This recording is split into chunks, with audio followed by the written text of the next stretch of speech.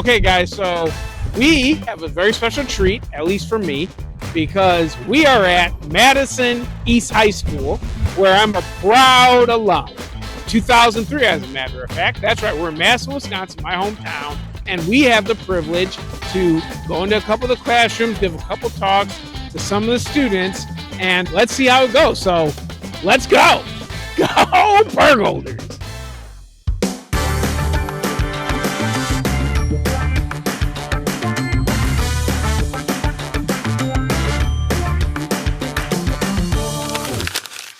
We are at Madison East High School, my alma mater, class of 2003, and I'm with my U.S. history teacher, Mr. Attaway, and we're going to be doing some presentations today with some of his history classes. But we thought we'd take a couple minutes to do a quick interview with Mr. Attaway. This is actually his last year. He's about to retire. He's been in the part of the East High School community for about 40 years. So yeah, we just ask you a couple of questions, Mr. Attaway. So first, why did you decide to become a teacher? That's a great question.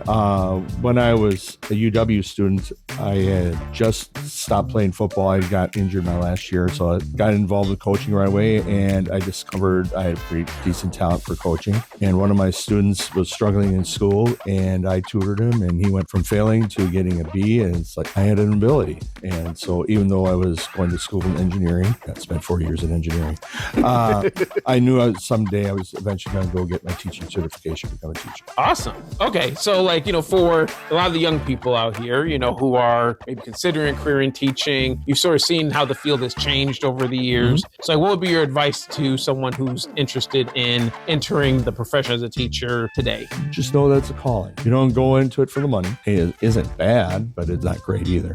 Just also know that the first few years, it's going to be tough. And it's tough for everybody, but it is very rewarding. You'll get paid back in love of students that they will not say it overtly to you, but they know that as you make a commitment to them, they'll commit to you. And it is the most honorable profession. The parents of your community you teach in are entrusting you with the most valuable thing that they have, their children. And it doesn't matter what profession anybody has in this country, they've had teachers. So get engaged in this, very proud of you. And just know it's a valuable, very honorable profession. Awesome. Okay, can you talk a little bit too about what Madison East High School is like, why it's, considered like a bedrock here on the east side of Madison? Can you just kind of explain the importance of East High School, what it means to the community, the families, that kind of thing? East High School was opened in 1922, so we're in our 103rd year. It's the oldest high school in Madison. It's one of the oldest in the state of Wisconsin. It was at the time on the periphery, the far east side at the time. Now we're right in the middle of the east side community. And it was a school that was demanded by the working class community of the east side of Madison. So, little known fact, when the Madison School Board agreed to build the school, they wanted to name it after the Chancellor of the University of Wisconsin. And the people of the community stormed the school board meeting and said, no, this is our side, this is our school, we're going to name it it's East Side High School. So it's the foundation of our community. We are on the working side of town, and we take great pride in that. And it doesn't matter generation after generation, the faces of the students might change, but their heart and soul is the same. As a fellow East Sider, Northeast Sider, I agree with that. We are very blue collar. So yeah, that totally resonates with everything that my experience was here in Madison. Okay, so you teach history. Could you kind of talk about why you have a passion for history? Why is history important, particularly for young people who may feel like, that's old news. Why should I care about that? Hey, you're an old man. Of course you're going to care about history. You're history yourself. Yep. What would you say to younger people? Why is history important? Why should they care? One of the reasons I got involved in it is just the base word of history, which is story. It's just storytelling. Every community, every culture, they pass the stories on to the next generation. But hopefully that they learn from the mistakes, they learn from the successes, and take pride in their culture and their community. And that's always resonated with me as an historian, as a teacher. And fundamentally, to know history, why it's important. It's not about names, it's not about dates. They play a factor in that. But the thing is, you gotta know where you're coming from to know where you're going. And if you don't have that background, you're going to be directionless. And it's a tough thing to go through life, being directionless. Just know that people have come before you. You're standing on the shoulders of great people. And hopefully one day that you can embrace that. And so the next generation coming after you can stand on your shoulders.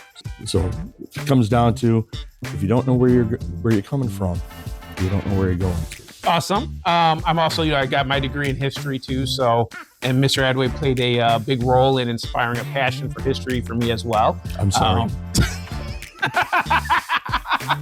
So yep, I'm an old head too now. I got gray hair as well. So like with the students, right? Because you've seen multiple generations over your career.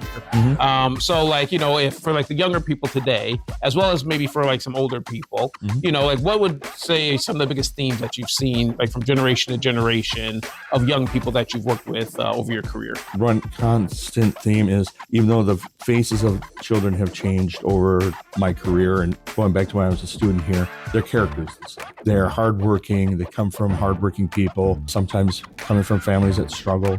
And we try to build community that we embrace them and support them. And that hasn't changed.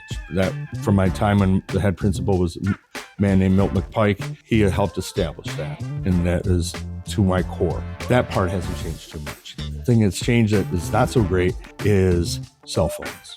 Specifically smartphones, quotation marks around. And the software that drive them, they have created a generation that has become addictive. And I try to impart upon my students that they're engaged in addictive behavior and they are better than that. And most of them listen to that, but they still can't, no matter how much they try, many of them just can't get past that. So if I were able to write laws, I would make it so every person under the age of 17 would not have a smartphone. Flip phones, no problem with flip phones, but they're not capable. They're not ready for smartphones. You're about to retire. You've been a career teacher for about 40 years. You're about to enter this next phase of your life. Your entire career has pretty much been defined by pouring into other people, pouring into the youth. How do you sort of foresee you extending that legacy of giving back and pouring into people, even if you're not coming to East High School every day to do it? I'm running for president. No, I would. I might be a little crazy after a few years of teaching, but I'm not that crazy.